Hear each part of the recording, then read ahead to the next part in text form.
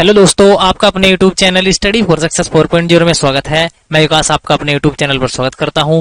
दोस्तों, जैसा कि आप सभी को पता है, मैं आपको यूपी पुलिस 2023 के लिए इतिहास पढ़ा रहा हूं और इतिहास भी हम टॉपिक वाइज पढ़ रहे हैं, ठीक है।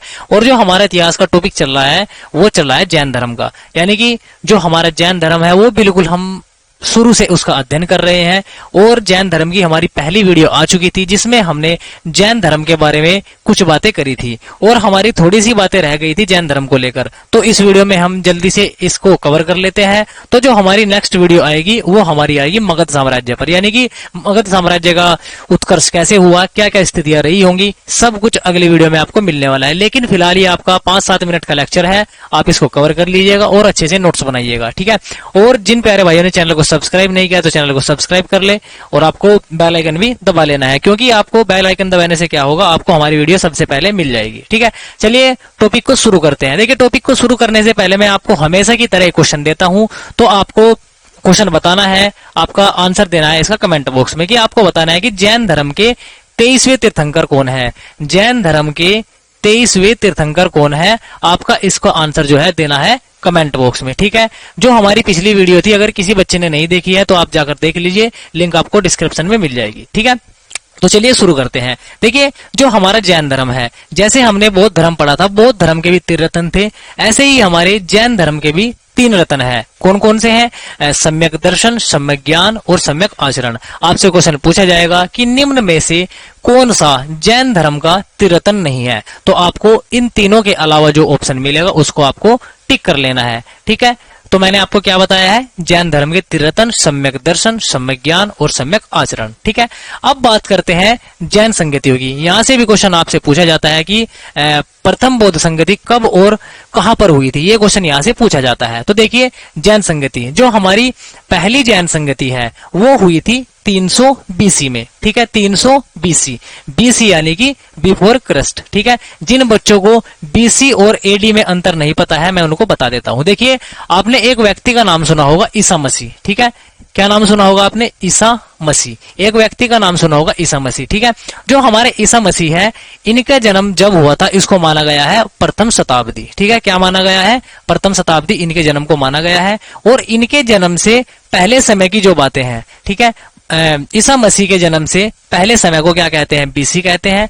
और ईसा मसीह के जन्म के बाद वाली स्थिति को क्या कहते हैं? एडी कहते हैं, एनो डोमिनी, ठीक है। याद रखेंगे, जैसे वर्तमान में चल रहा है 2023, ठीक है, ये क्या है आपका? एडी है। और जैसे मैंने आपको बताया 300 बीसी, ठीक है, ये क्या होता है? ये होता है हमारा बिफोर क्रिस्ट, ठीक है। यानी कि ईसा मसीह के जन्म के पहले समय को बीसी बोलते हैं और उनके जन्म के बाद के समय को एडी बोलते हैं, ठीक है। उम्मीद करता हूं आपको बीसी और एडी को लेकर कंफ्यूजन भी दूर हो गया होगा, ठीक है। चलिए बात करते हैं जैन संगति के बारे में।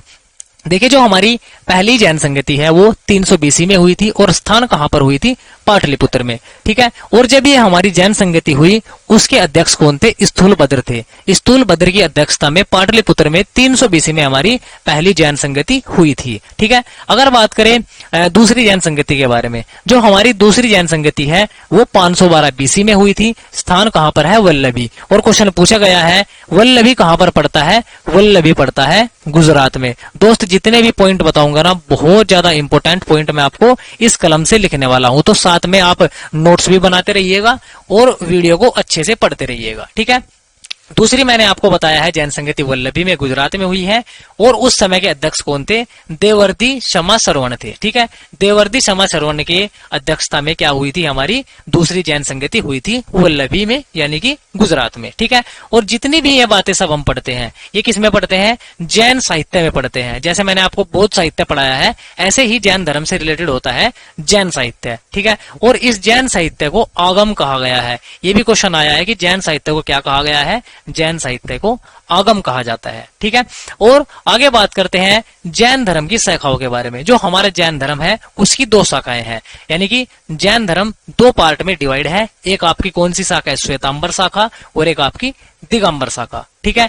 जो हमारी श्वेतांबर शाखा है उसके अध्यक्ष कौन थे? उसके अध्यक्ष स्थूलभद्र थे, ठीक है। और जो हमारे श्वेतांबर है इसके जो हमारे अनुयायी हैं वो सफेद वस्त्र धारण करते हैं। क्या? सफेद वस्त्र धारण करते हैं हमारे श्वेतांबर शाखा के लोग। ठीक है, श्वेत का मतलब क्या होता है? सफेद, और अंबर का मतलब होता है वस्त्र। ठीक है, ऐसे याद रखेंगे, श्वेतांबर यानी कि सफेद वस्त्र। ठीक है, जो हमारे श्वेतांबर शाखा है ये हमारे उत्तर भारत में रहती है। ठीक है, और जो हमारी दिगंबर भाषा है, दिगंबर यानी कि दिक का मतलब क्या होता है? दिक का मतलब होता है आपका है दिशा। क्या होता है? दिक का मतलब होता है दिशा, और अंबर का मतलब होता है वस्त्र। ठीक है, अंबर का मतलब होता है वस्त्र। वैसे अंबर का मतलब हिंदी में आसमान भी होता है, लेकिन यहाँ पर आपका अंबर का मतलब क्या है? वस्त्र, यानी कि दिशा ही जिनके वस्त्र हैं उनको हम क्या कहते हैं? दिगंबर शाखा के लोग कहते हैं। ठीक है, और जो हमारे दिगंबर शाखा के लोग हैं, आपने देखा होगा, आपने कहीं पे भी जैनी जो लोग हैं उनमें कुछ लोग आपके सफेद वस्त्र पहने हुए हैं और कुछ आपका नग्न रहते हैं। ठीक है, और जो हमारे ये नग्न व्यक्ति हैं इनको क्या कहते हैं? इनको दिगंबर शाखा के हम लोग कहते हैं। ठीक है, जो हमारे यहाँ पर प्राय नहीं पाए जाते, ज्यादातर कम मात्रा में पाए जाते हैं, ये ज्यादातर दक्षिण भारत में चले गए हैं। यानी कि जो हमारा ये भारत है, देखिए हमारा भारत, प्यारा भारत इस प्रकार से है। ठीक है, और जो हमारा ये उत्तर भारत है, इस वाले क्षेत्र में कौन है? इस वाले क्षेत्र में श्वेतांबर शाखा के लोग हैं। और जो हमारा ये दक्षिण भारत है, इस दक्षिण भारत में क्या है? दिगंबर शाखा के लोग चले गए थे। ठीक है, उम्मीद करता हूं आप सभी को क्लियर हो गया होगा। ठीक है, चलिए अब जो हमारा ये जैन संघ है, ठीक है, जो हमारा जैन संघ है उसमें 11 गण थे। कितने गण थे? 11 गण थे। क्वेश्चन पूछा जाएगा कि जैन संघ में कितने गण है, तो जैन संघ में कितने गण है? 11 गण है। ठीक है, और आगे देखिए, आगे जो हमारा ये इंपोर्टेंट पॉइंट है वो है आपका, देखिए महावीर स्वामी की मृत्यु के समय, देखिए जो आपका मैंने आपको बताया है जैन संघ में कितने गण थे? 11 गण थे।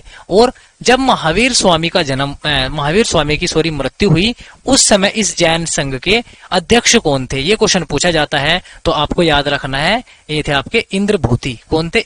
इंद्रभूति आपका जैन संघ के अध्यक्ष थे उस टाइम पे, जिस टाइम पे महावीर स्वामी जी की क्या हुई थी? मृत्यु हुई थी। और महावीर स्वामी जी ही जैन धर्म के वास्तविक संस्थापक माने जाते हैं। इनके बारे में जितने भी सारे क्वेश्चन थे वो हमने पिछली वीडियो में कर लिए हैं, तो बहुत ज्यादा इंपॉर्टेंट है पिछली वीडियो भी। अगर आपने नहीं देखी है तो आप वो भी जाकर देख लीजिएगा। ठीक है, और जो आपको मैंने बताया है महावीर स्वामी के मृत्यु के समय इनके अध्यक्ष कौन थे? इंद्रभूति थे। और इंद्रभूति से जो नेक्स्ट अध्यक्ष थे, अगले अध्यक्ष वो कौन थे?